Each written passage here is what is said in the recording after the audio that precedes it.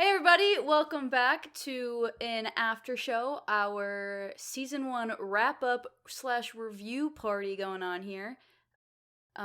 We have not all been together on a call in almost 5 months, so that's crazy, because it was it was end of October the last time we recorded, and it is now coming to the end of March. Oh, cry count 2? Cry count 2? Cry count 2! April, we haven't started yet. You're just sad to be reminded of how long you haven't seen it? April! Honey! April, Or are you crying because you're back with us now? It's a lot God. of different emotions right now. Wow, that was like a big one. That's like you could actually, it fell. I saw it fall down your cheek. I love you dearly, April. Friendship really gets to my heart. This was a perfect season for you to be continue. a part of then. Yeah, so I got some questions to go through with you guys. I got a couple little fun games to play. But mostly I just want to set up where we are in time. So we're doing a season 1 review right after episode 18 premiered, which is the episode right before the finale and 2 episodes before the epilogue.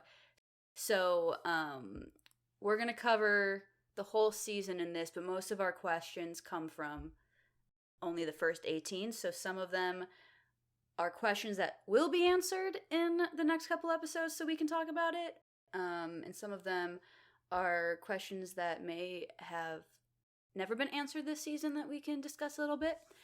But first off, I kind of just want to go around and get your guys' feelings of how it's been in the time between, how it feels to have all of our work kind of put out there for people to listen to.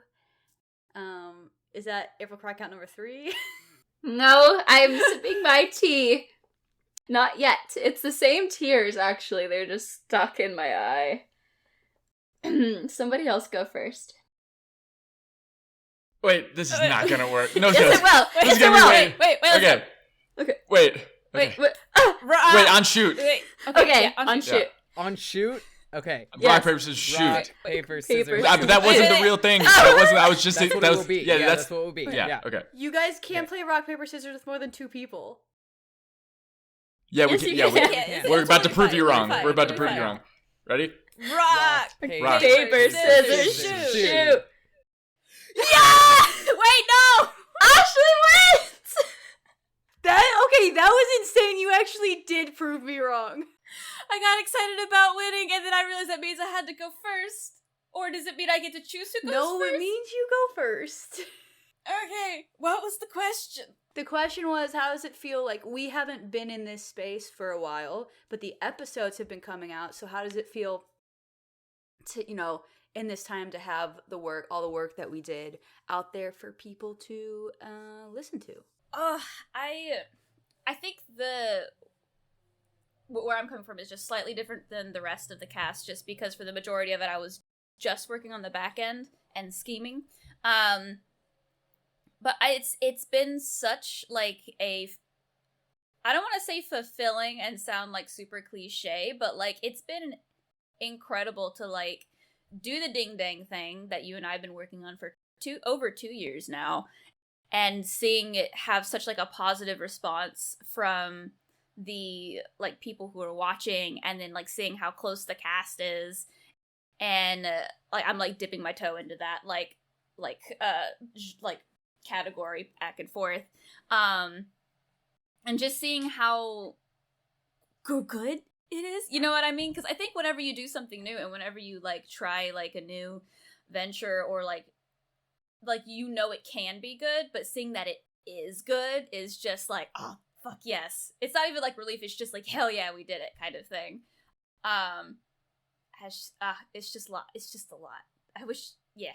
If I had longer to prepare for that statement, it probably would have been more eloquent, but the scissors Instead, betrayed you'll me, just so. slide out of Now frame I'm just going to slowly. slide out of frame and pass it on to the next. Are we gonna Yeah. okay. On shoot. Rock. Yeah, shoot. Yeah. Wait, whoa. Okay. April. Okay. We got already established. Ready? Okay. Rock, Paper, paper, scissors, shoot. Hey! We did it. It worked again. It Let's worked go. again. Wow, this is crazy. Whew. It's been super emotional for me. Again, this is like my first campaign ever.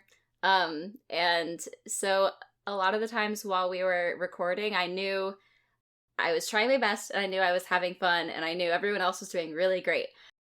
So I was hoping that like, you know, I was fitting in there and also doing great. But it was really hard for me to kind of self-reflect in that way. And listening to the episodes, I kind of didn't listen to all of them as they were coming out. I had to kind of take a break because I was so nervous to listen to the early episodes. I was like, oh my god, this is too much for me. I can't like emotionally commit to this. So I just started like, I guess in like December, I started listening to all of them, and it's been just really emotional to listen to all of us. And you can like hear our friendship develop too, I feel like, not just the characters but us as a party, and that's super emotional for me. I'm just so fucking proud of it. Like I get like same with what Ash said. It's just like, holy shit, it's great. And we worked so hard on it and people are connecting to it, and it's just to have such a large project be so close to being completed with like so many hours.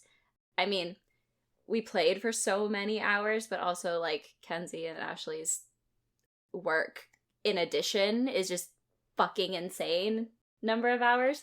And I think that it really shows, and it's just so lovely and cool, and I really can't believe it. Like, it's such a huge endeavor, and it feels really good to have it mostly out there. Well, thanks for shouting us out a little bit. Every time I listen to an episode, I'm like, holy fucking shit. This is so much work. We just got to talk. Yeah. And then you had to like sift through all of it. That's insane. Are we doing another round? Last one. Let's go. Ready? All right. Watch this one be the tie. Rock, paper, scissors, shoot. They've been on the same page this whole time, so Yeah, they really this have. is going to be an issue. Alright, Right. come on. Rock, paper, scissors, shoot. What the hell, my guy? Can y'all roll or something? No wonder we ended up together. All right. Sync. Ready? Rock, Rock, paper, paper, scissors, shoot. Shoot. I'm gonna go. Yeah, I mean, it's a lot of the same sentiment. It's been emotional. It's been fulfilling. It's been like, I feel like whenever it comes to D&D, because I was so used to as well being like the forever DM, like until more recently when I've gotten the chance to be a player in campaigns, and then rolling over into this and being a player as well, like getting that chance to see like my character develop, and then getting the chance to see like all of our characters develop along the way, and like the different character arcs that we go in.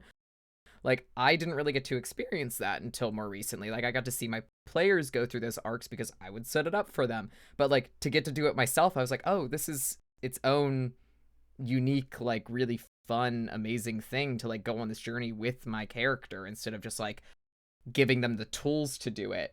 And then even more so, like, I mean, it's not often in a D&D campaign that you'll get to, like, or, like, any tabletop campaign that you'll get to come back around to it, whereas like whenever the episodes would release, I was like reliving all of those moments that we had, to the point that like there were things that happened that were funny or sad or like really engaging that I forgot about, just because of all the stuff that we went through, that by the time we got to the end I was like, whoa, everything's so much. And then I get to listen to each little episode and be like, oh yeah, remember that thing, oh remember that bit, oh remember this. Like, that was really, really fun to get to watch as well. And then, yeah, again, props as well for the two of you fucking doing everything. Like, the work of, also, like, for Kenzie, like, the work of, like, a dungeon master, a game master, like anything like that is a lot in itself. I don't think a lot of people understand the kind of prep that goes into making sure that like a story is stable. Like to be able to have characters in it and make it engaging, like want to act with the world around them and not just each other.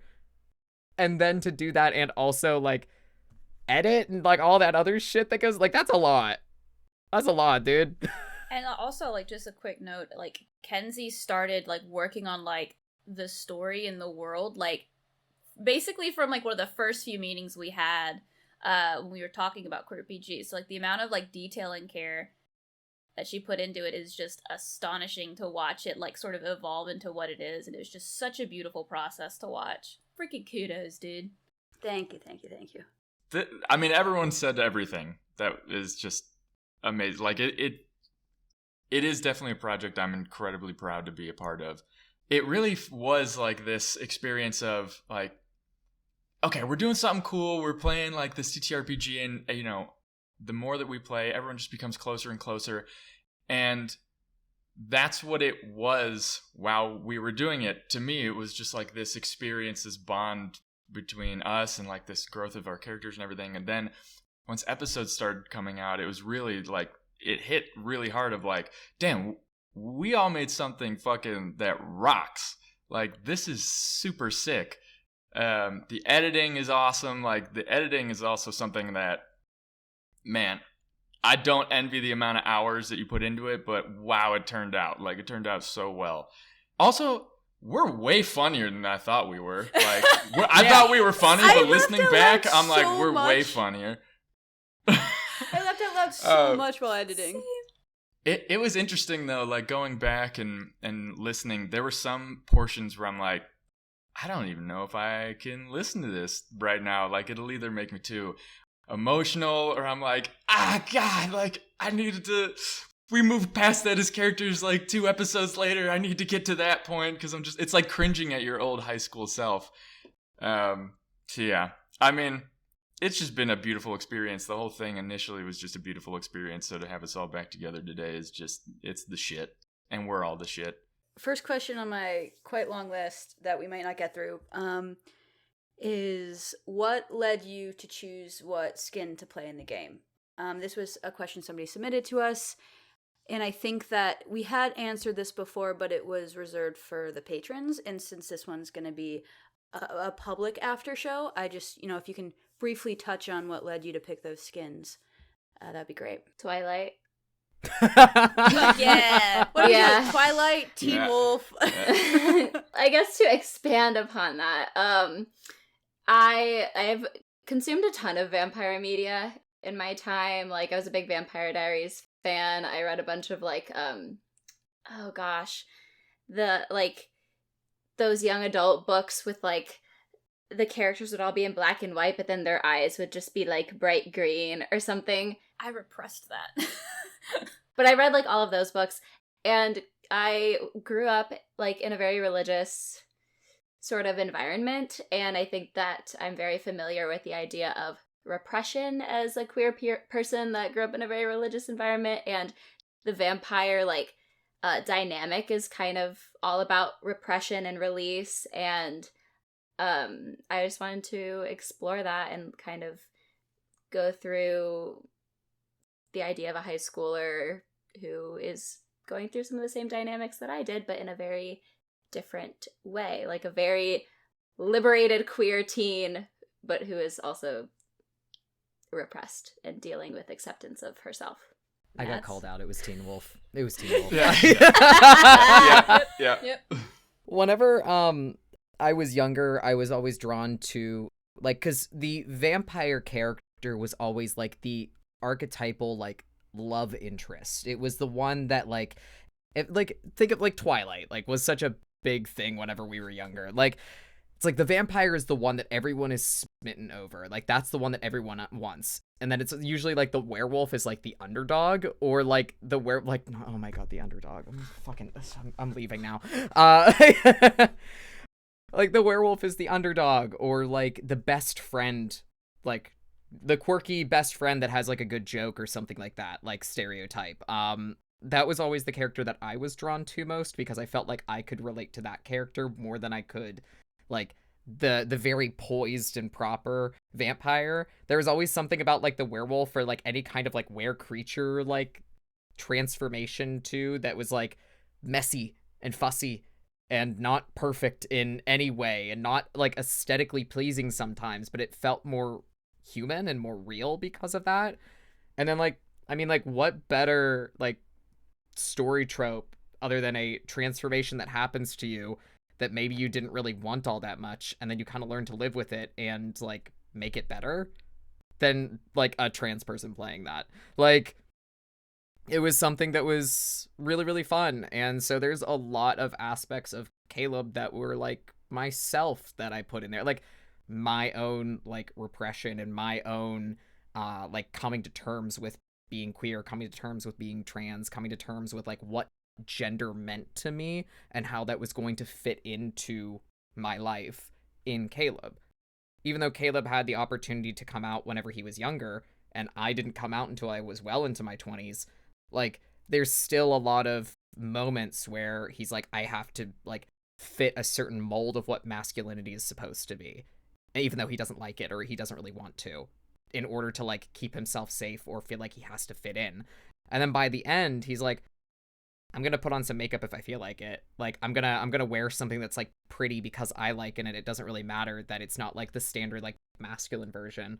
Just, like, with, like, how he grows with, like, coming to accept that wolf part of him too more. But yeah, mainly Teen Wolf. I had a really big Teen Wolf phase. Yeah. I chose mine because of way back when I first saw Boromir. I always have loved, in any TTRPG, being the human or the mortal, because I love the idea of being someone that's not so special in a very special world, and someone that has to approach it like a realist but like an optimist, and balancing those acts of how you traverse through a world where you know that you are not through birth better physically, or you don't have these powers, you don't have anything, it's just sort of you. And Boromir was initially the person that did that for me, like, way back when, was like, just in a party of, elves and dwarves and magic and all that other stuff. He was just a guy with a shield. And that's how I always kind of approach in TTRPGs, especially like Monster Hearts here, was I was the guy with the shield. It's not something that, I don't know. It's humans are just fun to me in a fantastical world. I like dealing with the challenges of trying to match the other people who are special, and seeing how I can step up with just who I am and stand in their line or in their ranks. That's it. Just Boromir, really. It's my boy Ramir. Boromir. I was gonna ask Ashley this question, but I think it's because I told you to. No, I think so. Creating Pharaoh's character, obviously a lot of it had to be based off of Sawyer and the Hook family and all of that. So I think the options were just limited in the books from the beginning, but I was excited that you chose The Chosen, because that was one of the skins that attracted me anyways at the beginning. And I think especially it works really well because Pharaoh isn't able to make a lot of headway in their goals until they start working with the rest of you guys. And in, like, the Chosen playbook, it's, like, a lot of the roles are, like, hey, if so-and-so follows your lead, or if this other person, like, working with, like, it's very collaborative with your group of people. And so until Pharaoh found that, they weren't even really able to do, like, their stuff. So it fit perfectly for everything still. But, yeah, Kenzie bullied me into it. I wanted to be a dragon, and she said, no, I'm just fine. I'm just kidding. I run a tight ship. Yeah. Yeah. It's cruel. When listening back through some of the episodes, were there any moments that people couldn't bring themselves to like listen all the way through, or had to skip, or any episodes where it's like, I can't watch that episode, or I'll have to come back to it another time? I think the main thing is it took me a while to start the episodes that I'm in. I basically like We pushed also it off. I also like, it's you. It's like just you. Yeah, I was like, In it's the just me episodes. and Kenzie in a room. But so like I literally like waited so long, and then I like was listening to them at like 1.5 speed just to try to like make sure I listened to everything. So it's not so much like I had to skip or go past. It's like I'm a huge procrastinator, and that sort of I was like, I don't want to do it quite yet. I'm just gonna keep going with other stuff. But I did like it, if I'm allowed to say that, even though it was just the two of us. I think you're allowed to say it, though. Starting I out. think you're allowed to say that. You did the work. Half of it. It was difficult for me to listen to some of the earlier episodes when it came to myself specifically, and it's one of those like artists, we are always going to be our worst critic. Listening to myself in those earlier episodes, I was like, dude, where are you going? What are you doing? This is cringe to me, because it was me at me moment. I was like, get over yourself. And then I just would listen to it, and I'd just be like, it was the first couple of episodes, I was like, what's your motivation? Where are you going? What's happening right now? You're droning on about things that don't matter that much. Oh my god. Like, That's so crazy that you say that, because just today I was thinking, I'm so grateful to Mads for like world building while also playing the character, because I feel like I never fucking do that. I'm just like, okay, so Ivy's doing this right now, and then like I just like get right into it. I'm never like setting the scene in any way at all. And I just like really appreciate when you do that in the episodes, or like give context or give like physical details. And that's something that I cringe at, is that like in the beginning I was so worried about like making plot happen, or like I guess just like pushing the story forward, that I like literally barely give any description after like the very first initial introduction to Ivy.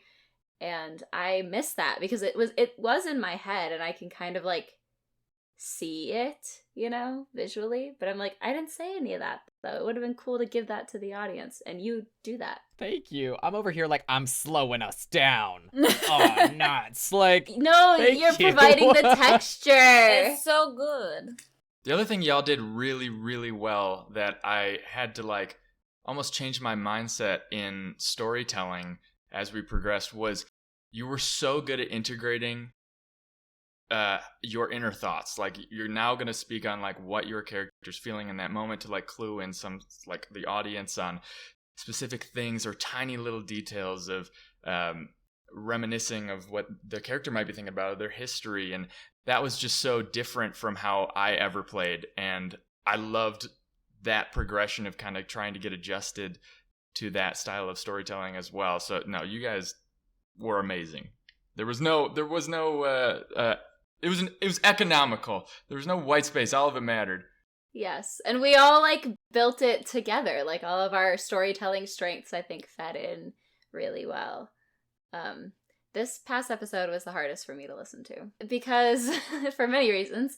But also, I remember when we were recording this episode, I kind of knew going in like what was going to happen, and or at least like the possibility. If it you know, if the roles turned out, if Adam acted a specific way, I was like, this is what the goo is pushing her to do. But like, I get in the car, and then we don't come back to me for like 45 minutes. And you guys are like planning the exorcism and joking around, and like we get like Pharaoh going through like the herbs, and like there's so much. And the whole time, like, I was just like this. Oh my god, like just waiting, like stomach churning, And I still felt like echoes of that listening back to it because I knew how anxious I was. And I was still very anxious just to like listen back to it. And like, I didn't know how it would be edited or like cut. And I was nervous and it definitely shed a tear. But this was like a really hard one for me to listen to. As I'm editing and I'm doing like cutting the after show and everything too, the same emotions I think are felt now that they were then, but everybody's reaction at the end of that was that you handled that very well and that you did a great job. So while it's definitely a hard moment, I think that it stayed just being it was done very well. So Thank you. The way that we were all so, like, it was a little bit, like, we got to get used to it at the beginning, and then as it went on, it got easier and easier and easier. We would all just make a decision about something and not look to each other if it was okay or not. We were like, nope, we're doing this. We're going here. This is what's happening. I'm picking this up. I'm doing this way. And, like, whenever people ask for questions or things like that, like extra information, I understand, like, wanting to know more about the scene or whatever, but listening to it makes it so choppy. Like, I'll listen to like other like live play podcasts and things like that. It's like whenever they're just asking like, oh, well, where is this? Where's this thing? What's that doing? Like, instead of just saying it's over here and I'm going there now, it's so much more engaging to hear that. Like, okay, the most like me like losing my fucking mind moment was just recently here, whenever it was like, this whole time that it was me that you were messaging, like, moment. Like, that, I remember that happening and being like what's that fucking meme that, like, Dimension 20, when, Brennan Lee Mulligan was like, you can do that! Yeah. Just something Yeah. like something that happened. Yeah. It was like, you were like, the whole time it was me messaging you back and forth. And I just remember being like, Well, I wanted to you can do that? I wanted to, like, story-wise, right? Like, if this was a movie, that's how it would be, So right? Like, good. we'd see 100%. the conversation. So good. And then we would reveal that it was Ivy the whole time. And so I wanted to bring that in for you, the character, so that you would text as if you were texting Adam, the way, like, you know? And so that was my thought process. Did you message Kenzie about that, or did you just like dive? no, she just said that. She definitely just said that.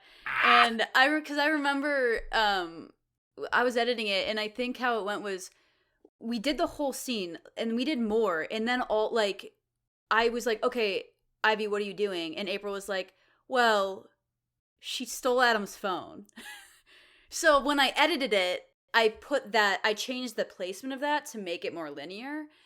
But no, I was unaware of that, but I reacted the way I think we all did, which was like, that is just like really good. That's a really good choice. Mm-hmm. Like, it was so good. It doesn't matter that it happened afterward. It's a really good choice. Yeah. No, Was there we ever a loved moment as it. the game master though, where you were like, "Oh, I'm gonna have to put in a couple hours of writing to keep up with that choice." I think I expected Sawyer to push more to investigate Sarah more because he was like really into that. But I think simply time constraints on how many episodes we had, it was impossible to do that. I enjoyed the fact that we got Pharaoh, like we got all that information through Pharaoh, which was good. But I just expected there to be more of that, I think. But that was all. So I feel like Sawyer was constantly battling between people not liking him enough to accompany him. Like either Ivy being upset and him being too afraid or whatever. Yeah. It's like, I don't want to go alone. I think I also anticipated Ivy dropping Adam for Kai, and then that never happened. But those are the only and that wasn't a Well, I thing that mean- had to happen. It was just like I thought that was going to happen a few times, and then April took it in the opposite direction. And actually, you know what? I agree because I also thought that. But once Adam started like being kind of reintegrated into the group dynamic, I was like, oh, there's no way.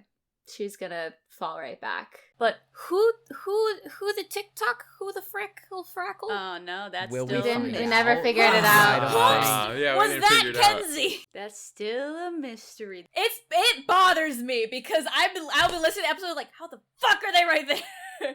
That was an early thing too, that it was like whenever we were still trying to figure out like plot lines and stuff like that, that Caleb was going to latch on to really hard. But then so many other things started happening. I was like, I can't do the fucking TikTok account and stuff at the same time. I honestly thought, Kenzie, that you were gonna have it be Pharaoh being that one. Even I was like, and like in my head, I was like, okay, this doesn't really seem like a thing that they would do, but like we're working together to like create this character basically. So like I'll figure out a way. And then you're never like, I was just waiting to the side, like, all right, she's gonna come over and let me know that I'm the TikTok person at some point. And then you never did, and I was just like, so I who mean, is it? how could it have been Pharaoh when they were in the video trying to wipe the dick off of Sawyer's forehead at the party? I don't know. I don't know. Yeah, true. Hey, can you just record this real quick? Hey, can you just hold I'm this? doing a good deed and I need it on camera. I need some good PR with my bro. Like, Yeah, there's a couple questions here that are still going to be mysteries. Like, who put up the Devil Shrine? That's Oh gosh, yeah, that's a mystery. That is, but you know, I'll keep my mouth shut. But if you guys have any Devil Shrine theories, throw them at me. If you don't, that's fine too, because that's not something we spent a lot of time on either. And there was a moment that I was pretty sure that Q was going to be the skin of the devil because of Q and making contracts with people. And it never really went further than that. Because a lot of like the devil's skin is to make like transactions essentially. And Q being at the head of like a group of people that make transactions for him, I thought it was going to be Q. But then I went on a fake date with Q and I was like, this guy's actually kind of chill. Next question. I like this one, and I think we're on the same vein right now of this type of thing. What's a little detail that you love about your character, about the world, but didn't get a chance to reveal or explore yet? Sawyer wants so badly to be like a badass biker dude. Like so badly, you have no idea. Sawyer watched like Near Dark and was like, that's me. I'm a drugged out like vampire biker boy. And we kind of got to it, but that didn't come to fruition fully. Ivy drove it though. That's I know. It made sense, but like Caleb said that you would look nice I in don't a know jacket. if that's really what And he was Sawyer afraid. wants. He gave up the weeds. He turned Ivy down when she offered to turn him into a vampire. And she drove I the know. bike. Is that really what Sawyer wants? It's not obviously deep down, no, but on the surface, it would be really, really cool. I think that kind of segues into my one for Ivy, which is her like halfling status, or like not halfling, her like Yeah. Her her half vampire. Dhampir is the word we've been using. Yeah, that status. We like obviously touch on it a little bit, but I feel like in another world that could have been like a huge arc, like a huge thing. And just like the like mortality anxiety that comes with that. And obviously that motivated a lot of her decisions this season. But I think that now that she has done her biggest fear, which is kill one of her friends, that is going to be like number one forefront of her mind. Sawyer, you will become a vampire. Like, Yep. You know, that's like her mission to keep her friends with her forever. I think would be like a big motivator if we had another season. I think the big thing that I thought was going to be more like Caleb plot centric is that he's in the yearbook club. I also It's thought so the yearbook dorky, was gonna and be it's more so plot-centric, and it just didn't. It just didn't happen. Like the whole big thing too was that he was going to be very like boy detective, like, and that Sam was going to be his like chipper little sidekick throughout the whole thing too. Like, come on, Caleb, like there's a case afoot. Like there's like something like along those lines. They were gonna solve mysteries, and like that was something that I thought was going to be really cute and really fun. I wanted him to be in a dorky little club, and at first I was like, what if there's like a photography club? What if there's like something else? And then I was like going off of that idea of photography, and I was like, yearbook club. And then he'll be because for the yearbook club you have to go to all the events, like, to be taking pictures and like keeping track of everything that's going on. Like he would essentially have his little like red line like bullet point board at home of all the events that he went to around Wildmoor, and then catalog everything that way, which is also at the beginning why he was so intrigued by the TikTok account and like figuring out who did it. But then everything else just started happening. I was like, oh, and he couldn't keep track of it anymore. And then it became not as big of a focus as like what was going on with Adam, what was going on with Ivy, like what was going on between him and Sawyer, and then like I tried all to that pull other it in stuff. one time with Yeah. with Ryan Bishop's memorial, but then we didn't actually get to do that We because didn't- there yeah, wasn't we enough didn't time. act it out. There just wasn't time. Yeah. Like, it's one of those things because like whenever you have like a campaign like this that is so freeform, it's made like that so that you can play it for years. And you can be playing it for years with the same characters. And then when you are starting to run out of things, then they graduate from like that year and they go to the next year of high school. Like, we didn't have that. Like, so it's like, oh no, we wanted to do so many things. It's like, hey, they might still. I think the stuff that I like would want to like focus on with Pharaoh isn't so much like quirks of theirs or anything like that, because I feel like we got like a pretty good idea of like rebel kid. They're also still really young, so they don't really know like themselves, but just like their relationships with other characters, specifically Annabelle, and touching more on Elias as basically like we pretty much set it up so like he's becoming like a father figure for Pharaoh, and then Sawyer's mom, because Pharaoh, like, because they didn't have like a structured family unit growing up, just so you guys know, like their mom is like a night nurse at like a hospital, so she's like hardly ever around, and it's just pretty much them. Like they have like they're gonna have a tendency to want to like catch them all, basically, like gathering all these different family members and just like bringing people close to them, even though they're outwardly being like, I'm just such a cool you know what I mean? So I think I would have loved to just see like Pharaoh with like their chosen family or even blood family that like they're not close with more, because I think that would have been very cool to watch them squirm a little bit, but also because they love Annabelle. Like Sawyer, I think you Brennan, I think you mentioned like one of the reasons that Sawyer was so quick to like not necessarily like but like tolerate Pharaoh at the beginning was because he saw how they were with Annabelle. 100%. And so I think that'd just be really cool to like watch those relationships grow. And I also had like, this is just like a headcanon, which I don't know if it makes it canon because I'm with the character, but like of Matt said that at some point too. Matt just like, I headcanon that. yeah, like No, this is Monster Hearts. I canon my best friend.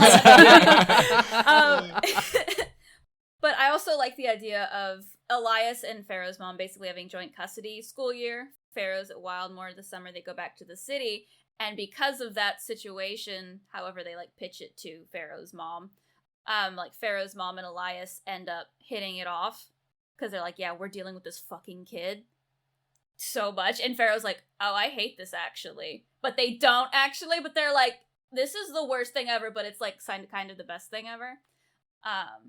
Just like I love like family, you know, like building and stuff, and That's cute. Right? Yeah. You accidentally parent trap them. Yeah. it was a reverse parent trap where I was just like, I did not want this to happen. I did want it to happen. It would be really interesting to see the relationship grow between Sawyer and Pharaoh as like you're kind of gaining a crumbled family and my family is crumbling. And we're so we meeting like meet. halfway. Yeah, exactly. I also think whenever it came to like characteristics about Pharaoh and Sawyer, like either we are like basically identical on something or just so far opposite, you're like, how the fuck are you even relate kind of thing. I would just love to see like more things like that. Like what are some other things that we either agree or just like you're an idiot for thinking that Yeah. kind of. On like, what do you mean you don't like 80s movies? Pharaoh, what the fuck? Like That was a moment. It's, We would not have a relationship. I mean, we will not have a relationship until you start watching. it's gonna take some time. It's about Jordan, and it says she's also like super into our fan favorite NPC, right? Which, as we'll see at the end of the epilogue, definitely into our precious baby boy Sam. It's kind of like in a little bit of an in-between, like not officially dating, but dating. But yeah, we got that. Something actually that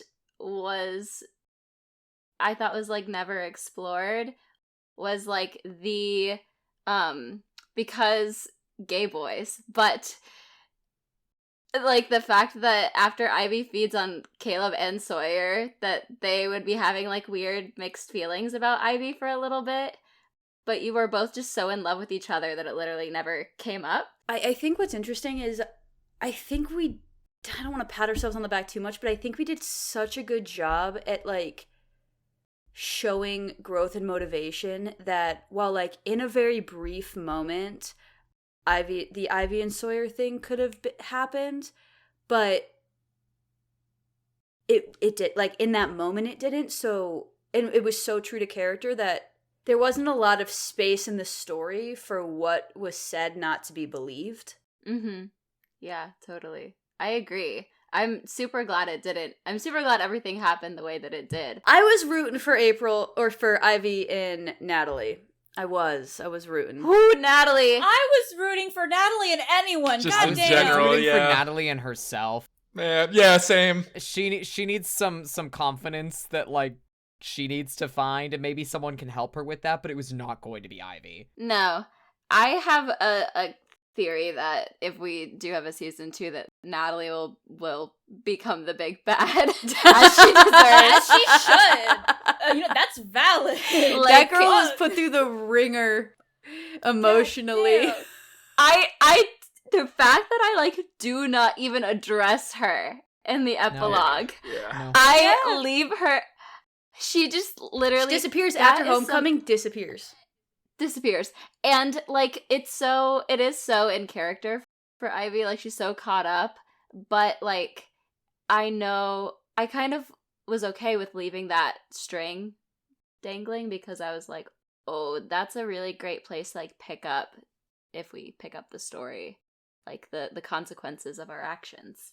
And I think that's why like these stories are like so like real feeling, is because in real life teenagers are butt wipes and like they make bad decisions, or like they just don't understand like how one thing can affect another. And I think all of us like played like a good dumb teen at one point or another, just like, oh, consequences, right, shit, Oh, other people have feelings. like what, Oh shit. it's not all about me. Like every teenager is like that, like just Yeah. because your frontal lobe is not it's physically not developed yet. And I think It's goo. It's a just- little goo it's sheet just It's still. goo. it's the goo. It's the goo in everyone's frontal lobes and Wildmore.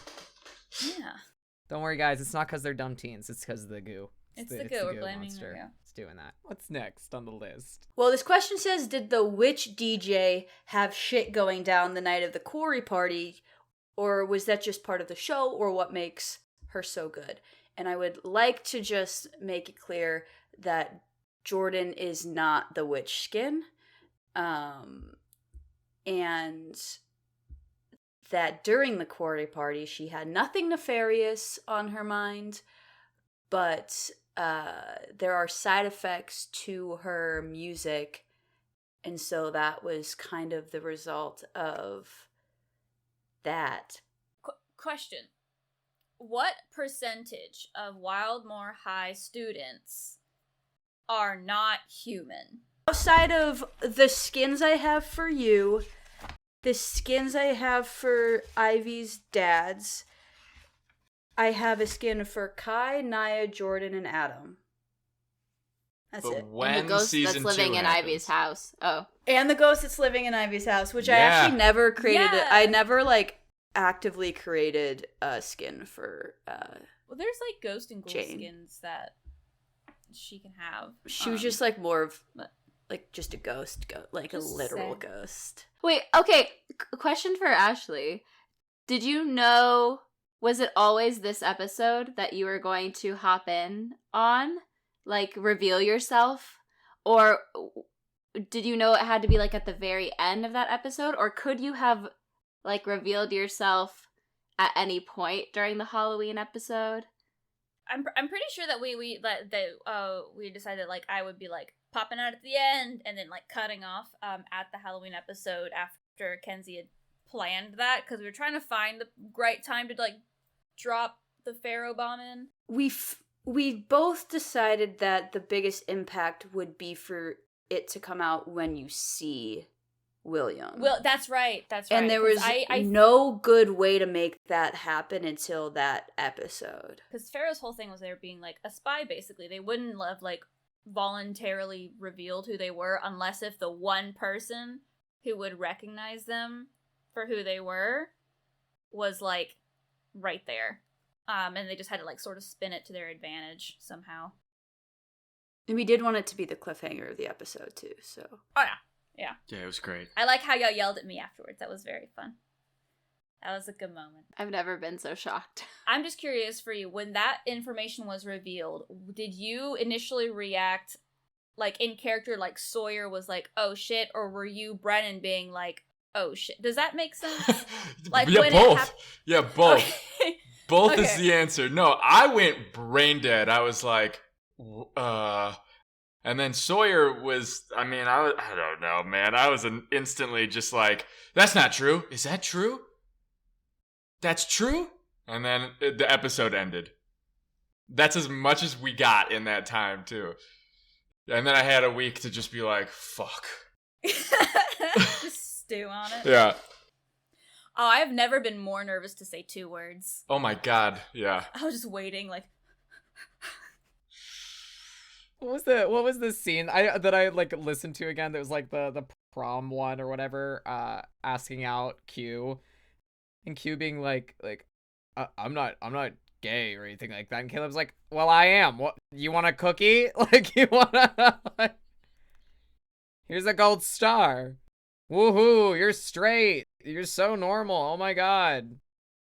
Now, moving on. Like, Caleb's like, I'm doing business right now. I think Q is on a path to self-discovery. So we'll see how I hope- straight he stays. I hope Q finds himself.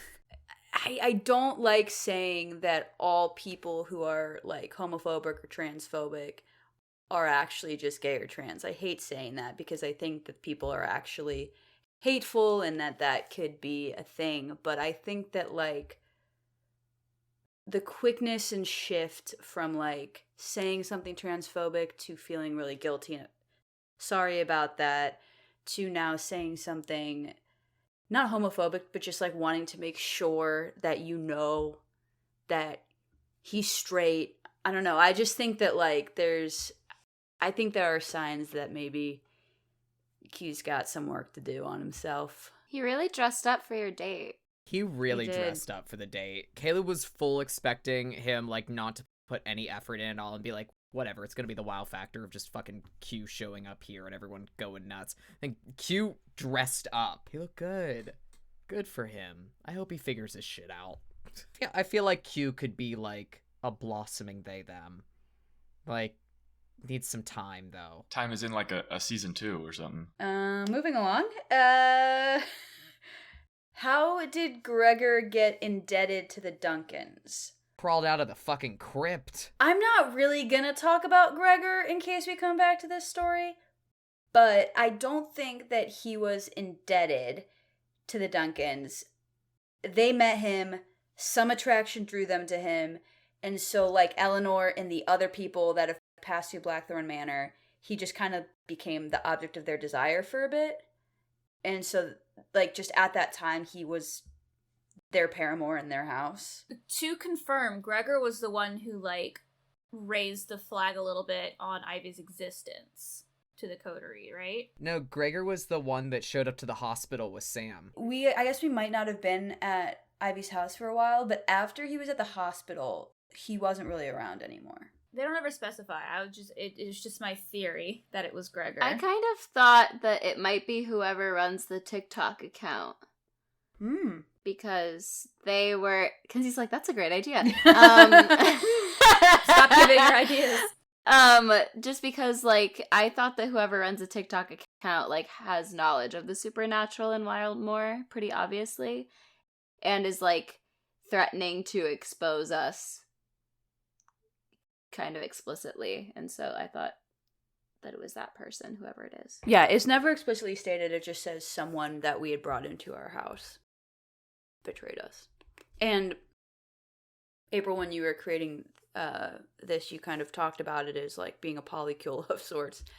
They just have a lot of people in and out, and they're like pretty open relationship sexually wise, so Yeah, absolutely.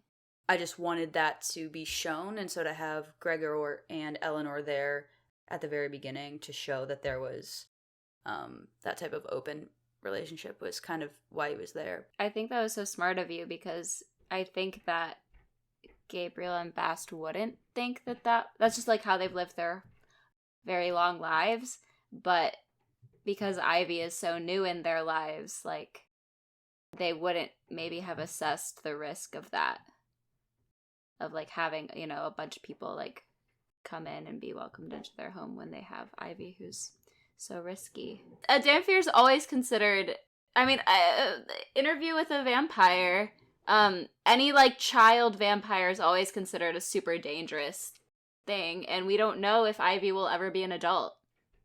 Will her Isn't that prefrontal scary? cortex ever fully develop? The world may never know. She's always just gonna be this. God. This level of unhealthy. That's what I mean. Like, this is going to be forefront of her brain now. What's the story about the only other attempted exorcism at Obsidian? Is that why Drummond has a stick up her ass?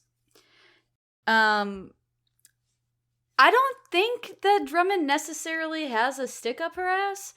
I think narratively she's being perceived through the eyes of a 14-year-old who hates authority. And who also blackmailed the said 14-year-old into working for the authority, but it's fine. Correct. But, like, that doesn't mean she has a stick up her ass. That means that she's a bad person. Yeah. She's a girl boss, I think. Like, in the worst way that you can be a girl boss. Yeah. Gaslight. Gatekeep. You're dealing with a secret government organization that has been around for who knows how long, has been dealing with this shit for who knows how long, but it's still supernatural shit. So, like, no matter how much of it you've dealt with, it's never gonna be the same thing. Yeah, and I think probably the previous exorcism went the route of religion, and then that fucked shit up, and they realized that doesn't work because bringing religion into it just adds another type of supernatural element that doesn't necessarily coexist with what they were trying to do in the first place. Between Sawyer and Caleb, who crushed first?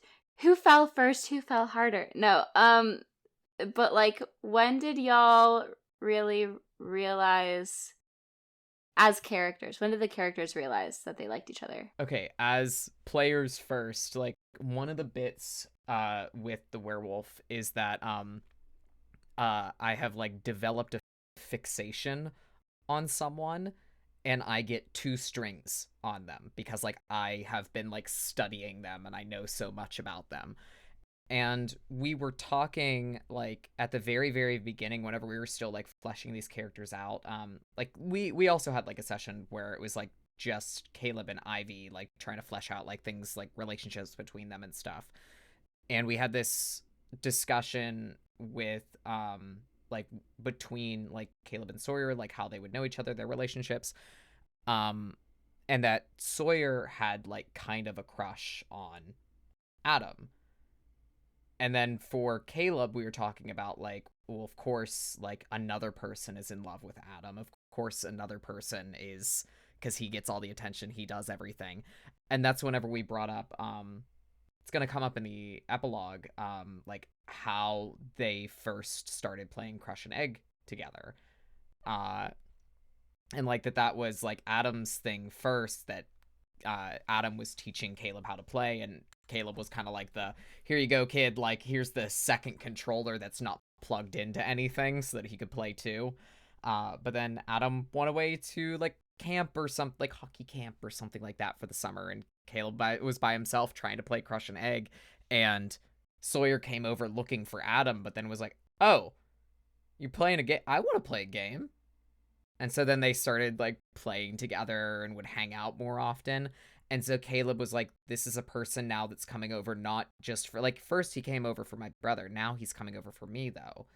So there was like this very like small childhood crush that Caleb always had on Sawyer, because like he saw that other side of Sawyer, that it's like, you're not just here like part of the group or for Adam, you're also here for me now. Like, this is my person. This is my special one. So I think he always kind of harbored that little crush. And as they got older, and also there was more separation between them too, that it turned into Caleb just like, whenever he would get bored or something like that, like, stalk him online. Like, everyone has done this before. It's just like, what's going on over there? You go through like all of their Instagram, and then you accidentally like one that was from a year ago, and you're like, fuck! The best is, though, with Sawyer's Instagram, it's just like grass and tree bark and A cool rock. Yeah. God damn it. Yeah.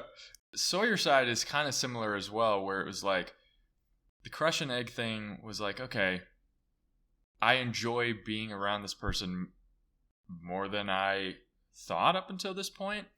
And then it was not until Caleb wasn't there that Sawyer started to begin to feel like something was missing. And then it just kind of, I think, naturally progressed throughout our season. I think the seeds were there, but there was never like an aha moment. I know that there was like a moment April was getting antsy for you guys to get your act together. And there was a moment where you both said something along the lines of like, well, this one thing, I know like we can't do this because we know the Crush and Egg Day is going to happen. And like that has to happen for this to feel like it's right and that we did this. And I think that while it meant you guys had less time, I think that it was really smart for you guys to wait until it was a good time for it to happen, or wait till the necessary relationship things develop, because I think then in the end it was all the more fulfilling in the story. I screamed, I cried, We made you wait. cheered. Crying. Yeah. I Made you know. wait. We love a slow burn. I really thought y'all were gonna like die virgins, and That was I 13 episodes in. It was so funny, like having that scene at prom with like all of these, or at homecoming, at fucking prom, at homecoming with like our characters like finally like getting to talk and then going out to dance and that little kiss and everything. And like we were so focused on like what was happening and that we were like watching each other's screens. At one point I like glanced to the side to see April's screen, and April is She's like inch this. away from her camera. Crying. She's straight up, she's like Yeah. and she's just, her eyes are welling up, and she's like, I wanted it to happen so bad. There are so many moments in the recordings leading up to that April was muted on Zoom, but her Audacity was still recording, and she just like kiss, kiss, kiss, kiss. Wow, my favorite boys. I love them so much. This is a good question just for everyone. Like, labels are kind of meaningless at the end of the day. Like, labels are there for us to define them and to help define ourselves when we're trying to explain, like, aspects of gender and sexuality to the outside world. But, like, at the end of the day, they're so fucking fluid and they change all the goddamn time that it doesn't really matter. But what, for all of our characters, are their, like, gender identities and sexualities? Or, like, romantic attractions, too? This is a great question because one of you asked this questions like on our very first after show or something. So it's a good question to come back to and see if anybody's perceptions, minds have changed after playing a whole season. Matt, you want to go first? I'll go first. I brought it up, I guess. Caleb is transmasc. I think he's he, him pronouns. I think he is probably more, like, binary trans, so he doesn't lean into, like, any kind of, like, non-binary, like, aspects. Like, he very firmly is like, no, I'm a guy. I'm a man. That is who I am. I think he's gay also. I don't know as far as, like, romantic attractions and thing like that go, like, if he's maybe, like, demi-romantic, or there's, like, something, like, else that's going on there, because, like, specifically, like, the stuff with Sawyer, like that came from, like, such a long harbored crush that was also built off of a friendship, that, like, maybe that is something too as far as, like, romantic attraction for him goes. But he's gay. Like, he is attracted to men, and he can look at other men and be like, oh no, yeah, that's amazing, that's great, like, and not have any trouble in that department of stuff. But as far as, like, romantic, like, stuff developing, I think he has to have that. It's that demi-romantic, like, they have to be friends first. Jumping off of that, I mean, Sawyer also began demi-romantic, and he's he/him pronouns. And I think for a while Sawyer was almost leaning, like, am I just, like, more asexual, just, like, straight up, or what is this? And as time progressed, it definitely, like, reaffirmed as demi. There were definitely moments throughout as well where I could see Sawyer just being pan, and yeah, I think for Sawyer, people are people, and that's about it, as long as it's just the trust and the relationship that grows beforehand. Ivy uses she/her pronouns and is a chaos bisexual, absolutely. And, you know, growing up with two gay dads who love each other so fiercely and love so many other people, I don't think that, like, it took a really long time for Ivy to even, like, be introduced to the idea of monogamy, and not that this is, like, you know, within the same realm necessarily, but just something I wanted to talk about with her. And I think that was something that she was struggling with, because, like, she was very in love with Adam and very in love with Kai. And it was just an interesting thing for her to have to deal with, and because the rest of the world is so different, and it was just, like, this colliding thing of, like, again, being in, like, the vampire world where everyone kind of, you know, loves everyone. You live for so long, like, you're going to experience feelings of attraction to basically everyone. But then the other half of her being, like, in a American high school where it's like, oh my god, so and so looked at another person, so now we're beefing. And those two forces kind of, like, really work on her. But yeah, she likes all genders. She loves all genders. They just gotta be hot. Pharaoh, their pronouns are they, them. Their mom is either pansexual, bisexual, and, like, so they've had, like, a queer influence on their life, like growing up, which is one of the more positive things that their mother has provided. And so I think coming to the realization that, hey, I'm not a boy or a girl, like very young, was just sort of like, okay, cool. It wasn't like, they were very comforted in their gender, but like when it comes to their sexuality, they're at a point right now at like 14 years old where they're under the assumption that eventually I will find someone attractive. Sure, I've never been sexually attracted to anybody, and I've never had a crush or anything like that, but that's just because I was a kid, right? Like, kids don't get crushes, and yes, they do. Like, and so, like, at this point, they're like, yeah, I'll have these feelings that everyone's talking about and making such a big deal about eventually, but, like, because they're not experiencing that, and spoiler alert, they're asexual, so they probably won't, like, it's just not even on their radar, like, in the slightest. Yeah, it never came up, but in Monster Hearts, there is a way for someone who wants to identify as asexual to still use, like, the turn someone on. And there's, like, a whole asexuality mechanic that actually, it never needed to come up. But if, ready. Yeah. If Farrah needed that, you could use, but. Maybe in season 2. So Sam is not like binary trans like Caleb is. I think that they're transmasc and okay with femininity as long as it doesn't make people perceive them as a girl. Painted nails, jewelry, that type of thing. But like the whole being Velma was like a big thing.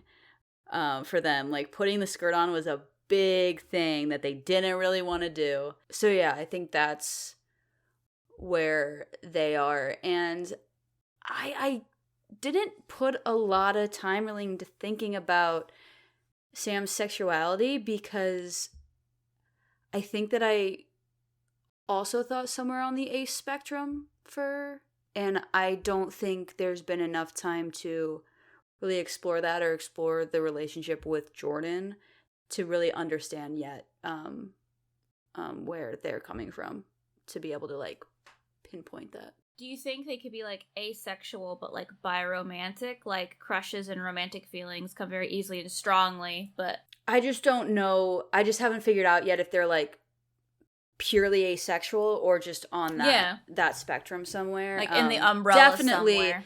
Definitely easy crusher. Oh, my sweet baby. But I think this was a great question to bring up because it was so fun to hear you guys all talk about it. Because when we first asked the question, we hadn't played these characters yet. And all of you were like, I don't know, I just kind of want to see how it goes. No labels yet. And I think that was like, I think it's cool to see that after playing, you like found an identity for the person that you play. I think that's really cool. That's fun to see the little growth there. So, Mads, thanks for that question. Our little babies. Yeah, it's our little babies. Everyone kind of hates this question, but I'm going to pose it anyways, okay? Where do you see your character in the future, in like 15 years? Where would you like them? Where would you hope for them to be? Mads, they'll be like your age. Yeah, what of it? Just say you could speak from experience because you know what it's like being. I've lived for so long, 3 whole fucking decades. Yeah, I know so much. Well, I'll start out with Sam, because I like talking about them. I think that this video game that they're making with Caleb and Sawyer is gonna set them on a specific track. That I know that they've gone to coding camp and they know how to do all that stuff, but I don't think that they ever really thought about it. I don't think they've ever like necessarily thought actively about their future. They're pretty much a here and now, present moment type of individual. But I think that they would probably work towards that. I think that would send them probably through like college and game design and somewhere into the workforce there. I don't think they'd ever make. I don't think that their like genre of game would be like the games that they play with Caleb, so like the shooter games, that type of thing. I think they would make more of level style crush and egg Mario, Super Mario type of games they're also a person who's like can get comfortable in something really easily and is like okay if something is monotonous and unchanging. And so depending on Jordan, I think that they would never do anything to not be with Jordan unless Jordan did something to not be with them. Gosh, see, I thought you were gonna ask this question, but it'd be like 5 years. 5 years, what? You all gonna be in college because you're high schoolers and that's what they tell you to do? I don't think Pharaoh would go to college. I think they would go to trade school, if anything. And I think that they would like, I don't know if they would settle in the city or Wildmoor, but I don't think that they would like go out and travel a bunch. Because I think they would like set up like a freelancing shop for like, you know, like locksmithing or like small car repairs or like, hey, you need me to come like do fix like a window, like randoms, like little like side questy things like that to support themselves. But I think when it comes to like the relationships that they build here, hopefully they all last very long. I think Damien, they took Damien took advantage of Damien, I think, mostly in like this first season, but I think once they like don't have a mission that they're trying to accomplish, they'll actually get close with him, and they'll actually become very, very good friends. And I would like to think that like as Annabelle gets older, they'll go over to like Pharaoh's shop and like pick up on some things if she gets interested in any sort of tinkering or whatnot. And Pharaoh might be like the cool, I don't know the non-binary word for like uncle or aunt, but like the cool older adult that's related to me. What is it? I don't think I know either. There's a couple of words. Auncle. Uncle. It's I hate bad. The other better one is auntie. Auntie? Hunty, that sounds like a drag name, Hunty. Yes, Auntie's auntie. Hunty, let's go. That's better. That's much better. It's rough. That's kind of hilarious. yeah. They're both bad. They're bad like nibbling is bad. Yeah. Like it's just Oh, I like hate That's the one Oh, I that hate left that. my brain I was just- nibbling. Well, it's so I fucking bad. hate that word. We as a community It makes need to do my better. skin crawl. I don't like it. Because they're siblings, but there's such like a big age difference. I think it'd be like more like an aunt or uncle relationship that they go to whenever they get in trouble. They're like, I don't want to call my parents. Hey, Pharaoh. And Pharaoh's like, I got you, kid. I'd be interested to see what Annabelle calls Pharaoh for instead of Sawyer. Yeah, like, hey, I know my brother, and I know you, and you seem more equipped for this particular scenario. Sawyer probably would have went on to study biology, herpetology, zoology, and is probably out in Mexico City working on the axolotl paradox. I don't know if anybody knows what that is, but it's the most interesting Yeah, thing. please, that's coming from Brennan. explain. Okay, It's okay, special interest time. It's give me special 2 interest seconds. time. Throw Let's it. go. Let's go. Okay, the axolotl paradox. Okay, so axolotls are an animal that can regrow their limbs throughout their entire lives. But not only can they regrow their limbs, they can regrow their heart, their brains, any organ within their body, because they, as most reptiles would, except for the axolotl or amphibians, they hit a point of maturity where they would stop doing that. They would stop regrowing. But axolotls do it throughout their whole maturity. The paradox is that axolotls, they are an endangered species. However, there are millions of them. The millions of them are kept in captivity and are interbred with salamanders, so they do not have their core like base DNA. There are less than like 45 in this one specific lake in Mexico City that are wild axolotls. And why this is important is because if we can get the right studies done on these wild axolotls, we can cure things like cancer, dementia, a lot of age-related diseases. And if Sawyer can help cure age-related diseases for humans, he can spend a lot more time with Ivy. Okay. That's good. That's good. I like that. This is only the third time April's cried. That's crazy, okay? That's 'Cause crazy. We've been laughing a lot. Yeah, we have been laughing a lot. I have an idea for Caleb that is going to it's not as fun. It's a little depressing. And that actually plays into it really well too, because like Caleb and Sawyer are dating now. They're sophomores in high school.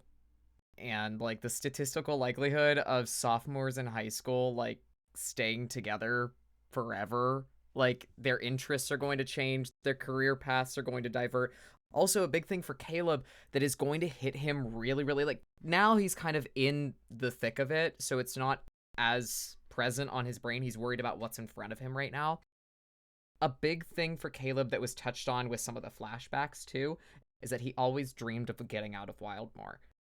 That he wasn't going to be trapped there like his brother was, like his whole family was, like everyone else in the town was, that he was going to be the one to get out. And whenever, like, people would talk about him, it would be like, yeah, the kid that got out of here.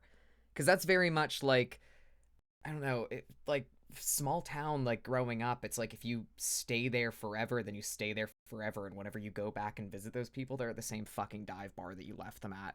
It's like, what are you doing with your life? I hope it's fulfilled. Like, but it wasn't for me. Caleb saw himself as that person. Like, everyone else is going to keep doing their thing here, and I'll come back for holidays, but I'm going places. I'm leaving this town behind. And any attachments that I have with it will also be left here, and I'll go somewhere else and do something else. And he didn't know what he wanted or where he wanted to go, but he just knew it wasn't Wildmoor. And now he's the inheritor of the wolf. And the inheritor of the wolf has to stay there. And so that's going to be something that, like, it's not just that he has to stay there because of family lines. I like to think of it that, like, the wolf itself knows that that's where its home is and that's where it needs to stay. So even if he would try and leave, he would always be drawn back no matter what. He would never be able to really escape it. I think that's going to become a big thing for him when everyone starts to go to college. And he wants to go too, and he wants to leave, and maybe he tries to leave and tries to get out. But, like, the wolf is so insistent that he has to go back to Wildmoor, and that's where it's supposed to stay, that he probably has to drop out. And any friends that he may have started to make, he can't explain to them why he suddenly has to drop out of school and why he has to leave them. He'll probably blame, like, health or something else, and then he just kind of ghosts them and distances himself away from them. Because, like, they can't know that it's because of a curse of a gift that he has, that he'll have forever, that he has to stay in his hometown forever. His parents would probably try and help him get back on his feet after that, knowing that he has to stay. Setting himself up with maybe, like, Sarah's old house so that at least he has some independence, that he can go there. Maybe he takes classes at a local community college, or he does school online just to be able to have that kind of fulfillment and enrichment. I'm sure he's still friends with Sam, that wherever Sam ends up, that they'll always at least have their online friendship, because that's what they had first too, so they know that it works.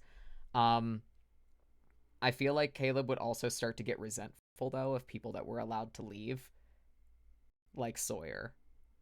Yeah. And maybe at first, Caleb and Sawyer would try and go, like, long distance or try something like that. And I think Caleb would try and wall off and isolate himself. And Sawyer physically not being there either wouldn't be able to contact him if Caleb isn't answering his phone again. I like to think that maybe in the long run, after that, like, those are their late teens and early 20s, and then they have time apart from each other. And Caleb always knows that Sawyer comes back to visit for the holidays and to see Ivy, and maybe avoids them. I think Caleb and Ivy are probably still going to be close, because there is that, like, shared everything that they have, and kind of being like we're the only ones that no one can fucking kill here. Yeah. Like, there's a special bonding that the two of them have that feels like a sibling bonding too, now that, like, Adam isn't around anymore. Yeah. I feel like Caleb probably gets really, really fucking angry whenever he's stuck behind, and Ivy is the one that he's able to confide in. Because also, like, Ivy has to deal with immortality. Like, Caleb, like, knows that the wolf will keep him alive for longer than a standard human would, unless something kills him. Like, but he's not going to live forever, but at least it's something that they can bond over, and especially just this like secret that the rest of the world will never be able to relate to them with. Yeah, I like to think that there comes a time that maybe not in 15 years, maybe in like 20 years, maybe they've each had their fair share of relationships and like fallouts, and maybe there's even a fucking like divorce thrown in there or something. But eventually Sawyer comes back to Wildmoor and like happens upon Caleb whenever he's out in the woods, because like his dad's getting older now. His dad can't be the one to take care of everything that's out there. And Sawyer, with all of like the biology like degrees and like herpetology and everything that goes on outside, even though like Caleb's learning is all through like learning from doing, like learning through his parents. And then now it's Sawyer coming in with the book smarts, and it was like the flip reverse of that maybe they could rekindle something whenever they're in their like mid-30s, but who knows. Yeah, I don't think it's gonna last between them though, unfortunately. Yeah, if the cycle sort of repeated itself in a weird way, that it would make a lot of sense. Do you think that Caleb, out of frustration, would give Sawyer an ultimatum? It's like, if you really loved me, you'd come back and you'd be miserable here with me, but instead you're off living your dream life, saving the world. Fuck off, go save the world. And it's like that frustration of like, he can save the world but he can't save me. It's like, dude, you can't do that to someone though. You have to fucking learn to save yourself. Like, and then maybe he has that time to grow and process and everything else where he's like, okay, I'm comfortable where I am now. I'm here and I'm drawn here and I'll stay here, but I have roots here. I have Ivy here. I have maybe he opens up like a little shop or something like that, like a little comic store, because there's one in like the city that we went to, but there's not one in Wildmoor. So maybe he opens up his own little like video game shop or something that like just could give him fulfillment while he's like taking care of like all of like his family's property and still overseeing like his time as the wolf. It's so interesting that you said that you think that Caleb and Ivy will like cling to each other a bit, because that was also one of my instincts. As April, the player, I have an idea of what I think Ivy's immortality looks like, which is I think that she's going to get a little bit older and then stop aging. But Ivy doesn't know what's going to happen to her. And I think she's going to really spin out in the next 15 years. I think that, again, like this taste of mortality with Adam and like Sawyer's mom and like a bunch of other people, I think this is going to like really send her into a tailspin as soon as she's outside of like the high school boundaries. I don't think she's going to go to college. I think she's going to take off and travel the world, but also just like appear back in Wildmoor. Like Caleb, she'll be like in Australia and Caleb will be like, hey, life sucks right now, what are you doing? And Ivy will be like, on a plane to see you right now. But then also just like showing up at Sawyer's school, like a party that he's at, and literally just like showing up and being like, hey, you partying without me? And then making a fool of herself, or just like being really chaotic, and then they'll fight about that. And I think that if Sawyer refuses Ivy's offer of immortality, or rather every time he does, because I think he's going to for the foreseeable future, it's going to make her more and more hurt and more pissed off, and cause her to act out a lot. It doesn't feel like the next 15 years are going to be some of like the worst for Ivy. I truly enjoy me being like, yeah, Sam's gonna like do the thing that they found that they loved in this moment, and Brennan was like, yeah, so I was gonna like go follow the axolotls, and then you guys are like, life's gonna fucking suck. Gonna suck for a The while. humans have got it on lock, y'all. The human milestones are like the big mate, like start a family, have kids, whatever, all of that stuff is generally in like the next 15 years, like, or Gosh. at least it begins then. Ivy will put so much pressure on Sawyer to like, I have to get these degrees. I have to figure out this problem with like age. I have to stop the aging process for humans to find another situation where we can be together rather than accepting this. And Ivy's like, just fucking, there's an easy way out. Just fucking do this. Why wouldn't you you're already striving for this. Just do this now. Yeah, She's what's like, the "I can't." difference? Yeah. But also I do think like, that she's going to meet a lot of people and like love a lot of people and see the world because she is free. She doesn't have to be with like, it was her turn for the heart, but now it's not anymore. She's free to go places. And I think that maybe she'll try to take Caleb on some trips and like be kind of like gently disappointed but understanding when he has to go.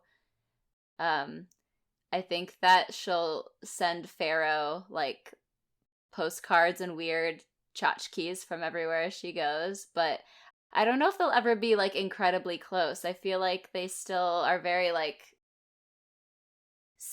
scared, not scared of each other, but like I still think they don't fully they don't fully trust each other still. It's weird because I think if Pharaoh ever found out that immortality was an option for Sawyer, they would be hit with that old, like, no matter how much older they had gotten, they would be hit that old, like, bat of jealousy over their head. Like, Sawyer always gets all the shit, like, he had the dad and the da-da-da-da. But I don't think that they would, like, approach Ivy about it at all, because they're like, okay, that would be something that I have to actually, like, think about, and I don't know if I want to deal with that. I'm good. But I think when it comes to, like, Ivy, I don't know, like, because Pharaoh has, like, clear connections to Sawyer, and, like, Sawyer and Pharaoh and Caleb, like, have a lot in common as well in regards to, like, hey, same hat, trans kid, whatever. Ivy is just, like, so different from everyone, not just that everyone Pharaoh's ever met, but so different from everyone. She's everything, and she's so special and smart and, like, funny and all these things. And I think Pharaoh is a little intimidated by that, but it's also, like, very alluring in a way that they don't know how to quite place. And so they like watching you from a distance. Like, watching Ivy do her thing to Pharaoh is, like, the most fascinating thing in the entire world. So every time, like, she sends, like, a little, like, knick-knack or whatever, they're just like, this is going on the shelf. She's gonna have a story about this when she comes back. I'll be like, where the fuck did you find this? And she'll be like, oh, is it this, like, one, like, secret market or whatever in Barcelona or something. I think there will always be, like, a wariness towards her, too. And then also, like, as much as I think that she really cares for Kai and that they will, I see them, especially, like, in the immediate future, there's going to be a lot with Kai. Kai's not going anywhere either. Even if it was the choice that was made for her, she's known her whole life that Wildmoor is where she's going to be, or wherever her family is right outside of Wildmoor. And I actually think that's going to lead, because we didn't get a lot between her and Caleb. And I think the fact that Caleb comes back and that you've all kind of signed your names onto the new treaty, I think her and Caleb are going to have a pretty close relationship, even if it's, like, quote unquote professional, in the future. And I think there's always going to be, it's kind of the bittersweet of good high school relationships, is, like, the bittersweetness of when Ivy comes back, she's around, and it's like, oh, what once was type of thing. Ivy's always gonna like her. Ivy's always gonna have a really, like, soft spot for Kai. And, obviously she'll be, like, out gallivanting the world and just, are they hot to so many people in the world? But I think that she will, like, still contact Kai pretty frequently and, like, come back when it's not really necessary, and maybe even, like, say it's for Caleb, but it's really just like, I miss you. What's up? Hey, do you still think I'm unimpressive and not scary and all these things that I love? But I also think her dads are gonna like not only let her do this but encourage her, because they know, Ivy's known her whole life, but at some point, even though it was millennia ago, each of them had the moment where they had to face immortality, and they know that this is something that you just have to go through. And I think they'll be like, we have endless credit. Just hand you a platinum card. Yeah, send you on your exactly. way. Like, just go. Especially Bast. I think that Ivy and Bast are going to have a lot to talk about in the next few years. Not that Gabriel has never killed anyone, but I just think that that's the dad she's gonna go to with that. So by 50, do we all see everyone coming together, the four of us, to destroy Wildmoor forever? Just burn it to the Destroy ground. the heart. I don't think so. We're all so intrinsically linked to it. It's kind of like one of those things of like, is my destruction worth saving the rest of the world for? It's one of those big hero moments. It's like, if I destroy the thing I love, it's going to destroy me. And is that worth everyone else being safe? Yeah, because all of this that we're talking about is based on the conjecture that Wildmoor will be fine. There's not going to be yeah, this is based off of what happened in Yeah. season 1. Nothing Yeah, if we like- go further, like, who knows what's going to happen? That's what I was saying. Like, I don't know the Jordan and Sam relationship and where that's going to go, but I think if things stay copacetic, that's where they'll go. I did get a question on Twitter while we were recording this. And it's a good question to end. And I also got it from our graphic designer, Brooke. And from all of you. But from at Happy Hector on Twitter, it says, I'm curious when season 1 ends will the same story continue, or will it be a different story with a different system? If so, have you guys decided on that yet?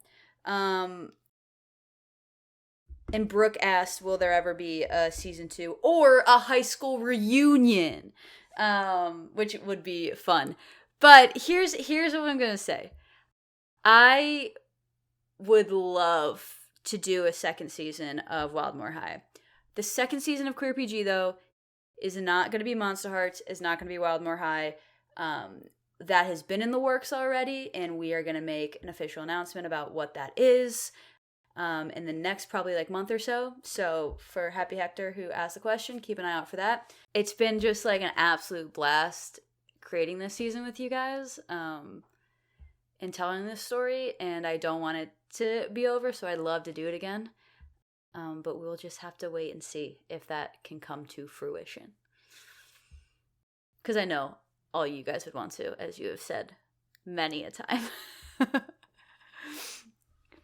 I feel like ever since you're yeah, we're wrapping up soon in the next few episodes, all of us were just and then... It's then- literally what happens. Another And then after that, we... I do- started saying, and- I started being yeah, we've got 2 more episodes to record, and you guys were immediately and then season 2. And And Right, that was right, we're all in already agreement. 5 months ago, so I've made you wait, and I'm gonna make you wait longer.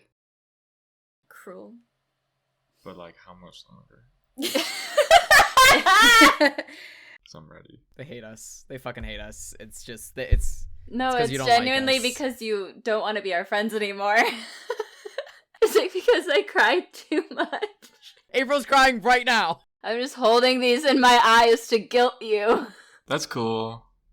That's cool. Thank you to everybody who has listened. Thank you to our patrons who have supported us even more than usual, for watching our after shows, for all of our bonus content. Again, I've just loved doing this, and so glad you enjoyed it, and so glad that the story resonated with you, as it did with us. I usually say, we'll see you next time, or we'll see you soon, but I just feel like maybe I should say, we'll see you when we see ya. Look, they're so mad at me. Yeah. hate us. You just Sure. hate us. You don't like us. We understand. It's okay. We can take this rejection, and not be upset about it. This has been a wonderful ride that we have all been on, and we have all loved it, but sometimes you just gotta take time. And that's what we're gonna do. I've said it. So until next time. So until next time, this has been Wildmore High Season 1. Bye, everybody. Woo! Woo!